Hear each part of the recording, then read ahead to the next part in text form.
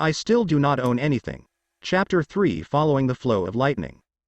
It had been 3 months since Izuku got hit by lightning. 3 months of being on Quirk leave from school. 3 months of experimenting with his quirk. And 3 months of trial and error. Izuku spent all his time either at home, studying up on anything related to electricity in general or lightning in particular, and filling his newly christened Hero Analytics for the Future Living Lightning notebook. Or at his training facility, if you could call it that. After selling most of his All Might merchandise, he had been able to rent an old, abandoned factory floor for the months leading up to the UA entrance exam. Since the laws forbade the use of quirks in public spaces like parks and beaches, he needed a place to practice. And he figured that unleashing pure electricity in his room at home was a bad idea. That was where Izuku currently was, and he was hitting a wall, both literally and figuratively. After researching electricity-related quirks and experimenting on his own, Izuku's understanding of his power had increased by leaps and bounds. But while the understanding of his ability had grown quite considerably, he could not say the same about his control. He knew of at least a dozen applications of his power which, at least in theory, he should be able to produce. But his quirk seemed to be an absolute mess in what it allowed him to do. While he was now able to turn his entire body into lightning on wool, he was not able to change the shape of it. His muscles and organs would be made of electricity, but they still had the same shape and function. And while they would be enhanced in terms of strength, speed and durability, he was not able to alter their form. Another problem he had was controlling the electricity. He was able to regulate his power output, which allowed him various moves like his Stunning Strike, where he released between 500,000 and 1 million volt in a short, concentrated burst. Just enough to either incapacitate someone by overriding the body's muscle triggering mechanisms, or straight up knocking them out. But the second the electricity left his body, he had very little control over it. And the further away it got, the less control he had. The only time he had any control over the released electricity was when he was fully transformed, and his entire body consisted of lightning bolts. His body would charge the air surrounding him and he was able to keep the electricity from getting too far away from him, forming a protective barrier around him, which he had dubbed his lightning armor. It was not a physical shield, but anyone who was near him would be hurt by it. But once again, that was all the control he could exert over it. He could not shape it into anything else. Like a sword. He had tried to do that for 3 weeks straight, with nothing but frustration as his reward. But, while in that state, his body also seemed to receive the biggest boost. Almost as if it kept charging itself with the surrounding energy. While in his full elemental state, his wounds seemed to rapidly mend themselves. Which meant he had some sort of healing ability somehow connected to his quirk. All in all, he was heavily geared towards close-quarter combat, with no ranged abilities whatsoever. Which meant that he needed to be in close proximity to villains and be proficient in hand-to-hand combat, in order to take them out. Which was why he was currently hitting the aforementioned wall. He was training various fighting techniques, into which he tried to incorporate his own quirk-related moves like his Stunning Strike, or his Flash Hit. The latter was a combination of his enhanced speed and released electricity. Combining them, he was able to generate a short bright burst of light, which was aimed to simultaneously blind his opponent and deliver a devastating blow to them. He had learned at the start of his training, that he could somehow numb himself to most of the pain. It was like a switch he flipped that allowed himself to ignore the pain that his training or fighting would lead to. It was always accompanied with a slight buzzing feeling that seemed to resonate through his brain. And the more pain he suppressed, the more prominent the feeling got. For some reason, it never really seemed to completely go away. Even when he was all healed up and should be in no pain, the feeling remained. Only noticeable when he was specifically looking for it. Izuku was no idiot. He knew that he had changed since the thing inside him had broken that night. And he figured that his quirk was somehow responsible for the change in his personality and his emotions. But since he had no problems with how he changed, he did not bother to investigate it further. That was how Izuku spent the next 8 months leading up to the entrance exam. Training himself both physically and mentally. His training regime had to be cut back for the first 5 months, since he could not stay on quirk leave forever and he had to go back to finish the school year. His mother had transferred him to another school for the remainder of the year, though. She had refused to send him back to where he had been belittled and beaten for years, without anyone doing anything about it. Izuku fell into a routine for the remaining months. He would spend his mornings and afternoons training his body in quirk. and continue to expand his knowledge on anything hero-related and his own abilities in the evenings. The more he read about heroes, both newly emerging and already established ones, the more irritated and disgusted he was with it all. Both were infuriating in their own way. And both, as far as Izuku was concerned, were no heroes, but merely pretending to be one. He was not sure which ones were worse. The established ones, who seemed to have stopped trying to better themselves, and often seemed to just wait for All Might or one of the other top 10 heroes to resolve most crises, rather than push themselves and try to do it themselves.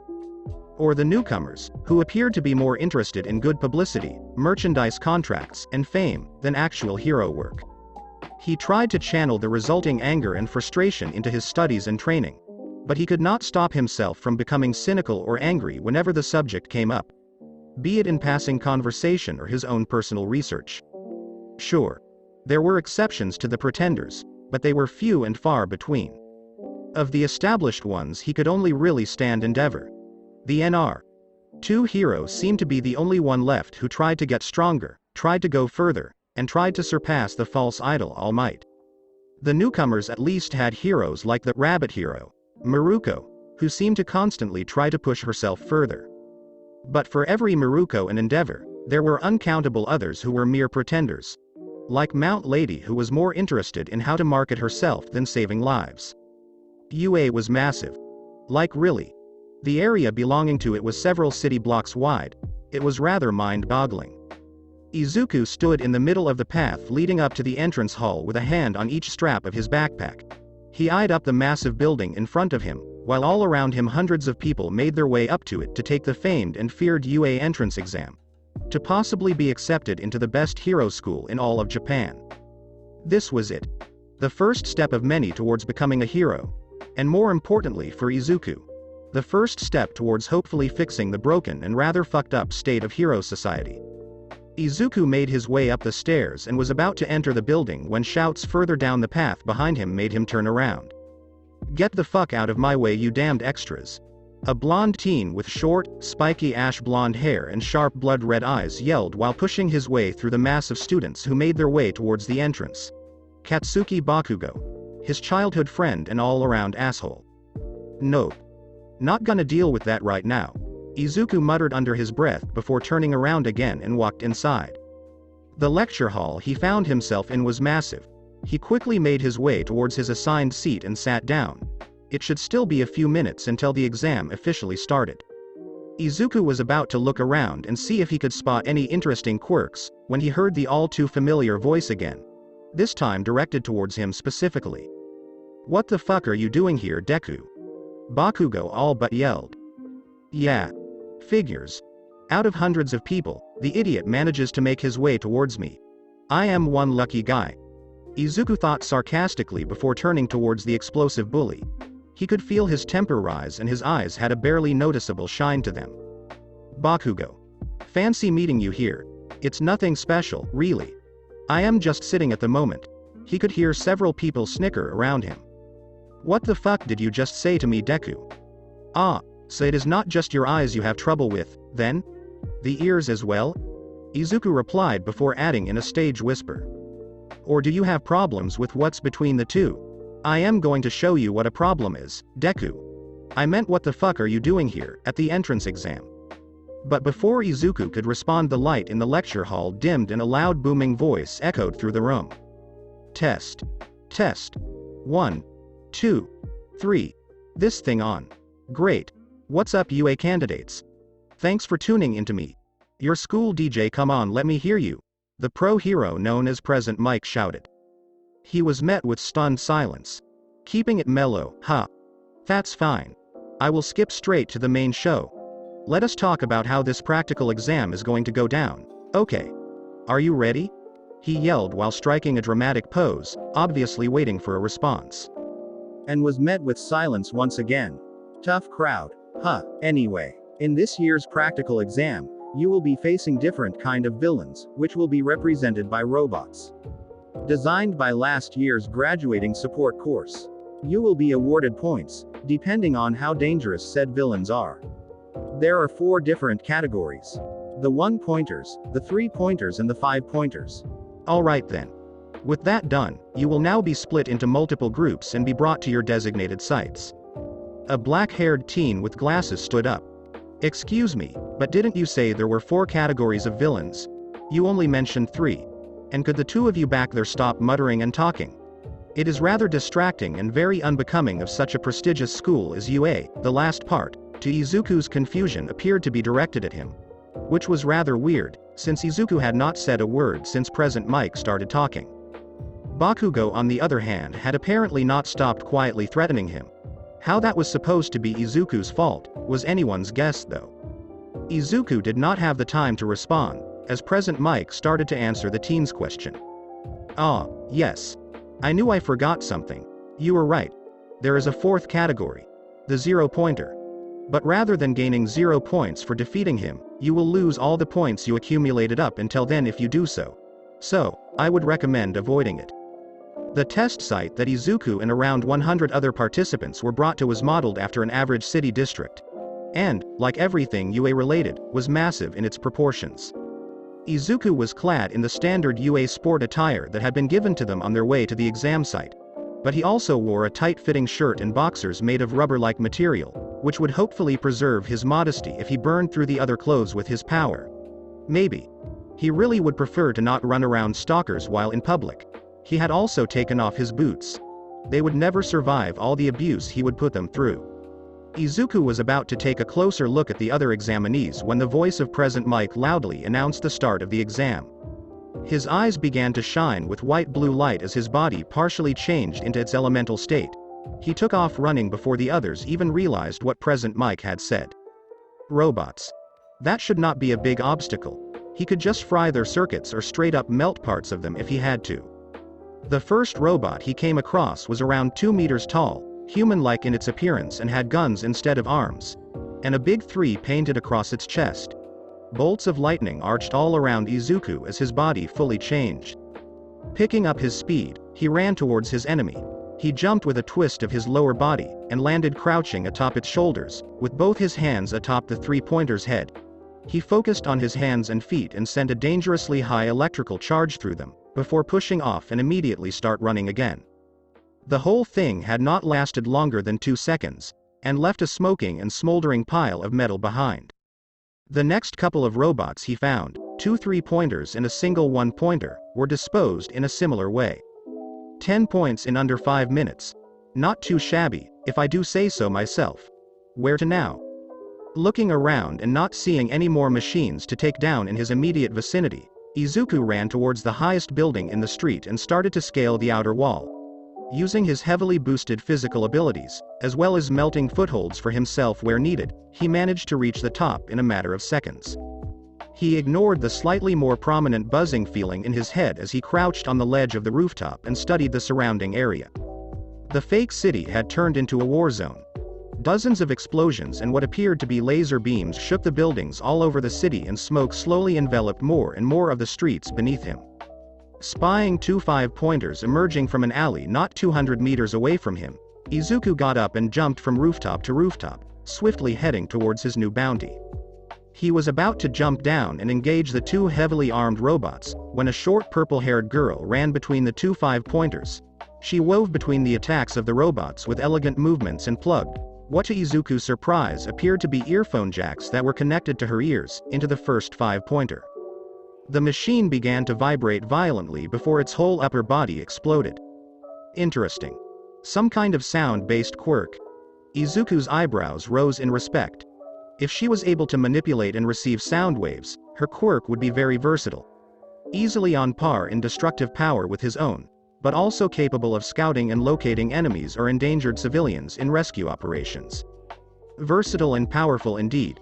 While Izuku had been thinking about all possible ways to utilize her quirk, the petite girl had swiftly dealt with the second 5-pointer and looked at the destruction before her with a satisfied smirk. She was so caught up in her achievement, that she did not seem to notice the 3 5-pointers that came around the corner behind her. Izuku jumped down without hesitation and 3-point landed right between the engaging robots and the fair-skinned teen. Lightning impacted all around him as he used all the strength he had in his legs to catapult himself towards the enemy. He had to act fast. 2 of them had already locked on to the girl behind him and were about to fire their weapons. Izuku twisted his body while still being airborne, and with the thought of having to destroy all three of them at the same time, resorted to drastic measures. I have to use supernova. No way around it. Well, here goes my clothing. Let's just hope my rubber underwear will hold. Still in the air, Izuku pushed pure electricity out of his entire body. The air around him exploded with electricity, and giant arcs of lightning impacted all around him, annihilating everything and anything in a 5-meter radius. He twisted his upper body and pulled his feet under him as he once again 3-point landed in a small crater of his own making. Small pieces of burning clothing fell from his legs and shoulders as he slowly righted himself and stood up, with his back towards the vibration quirk user. His upper body was completely void of any clothing. The rubber-like material, not being able to withstand the amount of energy, had evaporated. His boxers thankfully had largely withstood the abuse, and aside from a few burn marks here and there, were still intact. Good thing I pushed less lightning from my lower body, or I would be standing here naked. Izuku's eyes closed briefly, thanking whatever deity that had deigned to bestow him with this small mercy. He looked back over his shoulder and saw the purple-haired girl look at him with wide, shocked eyes. He nodded to her once before channeling his speed and taking off in the direction the 3 5-pointers had come from. In a room somewhere in the massive compound that was UA Academy, the teachers and benefactors of said institution were watching the exam with curious and calculating eyes on multiple screens. One of them currently showed Izuku as he was battling with an already heavily damaged 3-pointer. A very tall, wide-set man with a bulky, muscular build and lightly tanned skin, who was known to the public as Vlad King, the Blood Hero, was one of many who were currently focused on Izuku's battle. With that one down, the kid should have around 90 points on villain points alone. Impressive. He is, isn't he? Izuku Midoriya. Quirk, living lightning, responded Principal Nezu. He received grunts and head movements in acknowledgement from the men and women around him, from all but one. In the back of the room, a skinny man with sharp, angular features, long spiky blonde hair and a slight trickle of blood at the left corner of his mouth eyed the screen with his eyes narrowed in suspicion. The NR1 hero, All Might. He knew that boy. He had met him before, and if he was not mistaken, the boy should not have a quirk. Izuku was just finishing off a 3-pointer, when President Mike's voice once again boomed around the exam site, informing everyone that the exam would end in 5 minutes. Izuku had, as of now, destroyed 7 1-pointers and 10 3-pointers and 5-pointers respectively, bringing his points to a total of 87, which he figured was rather impressive.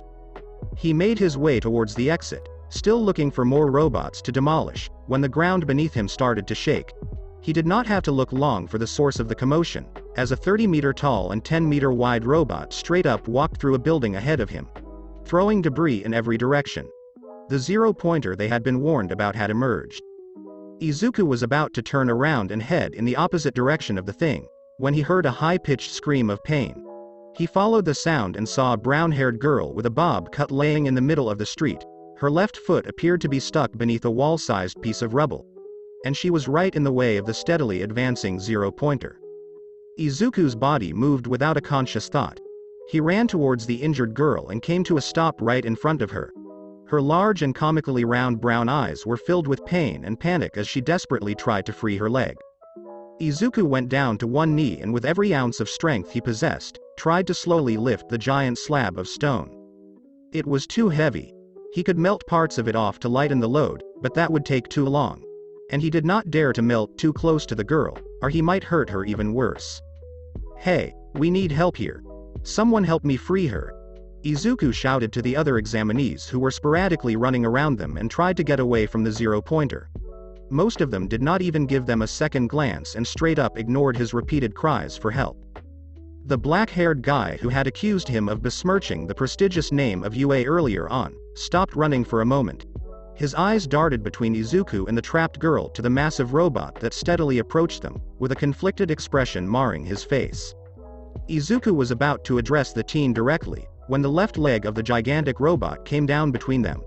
The glasses-wearing boy's eyes widened in shock and he too ran away towards the exit. Izuku scoffed. "Disgusting pretenders. Every last one of them. Why, you should leave.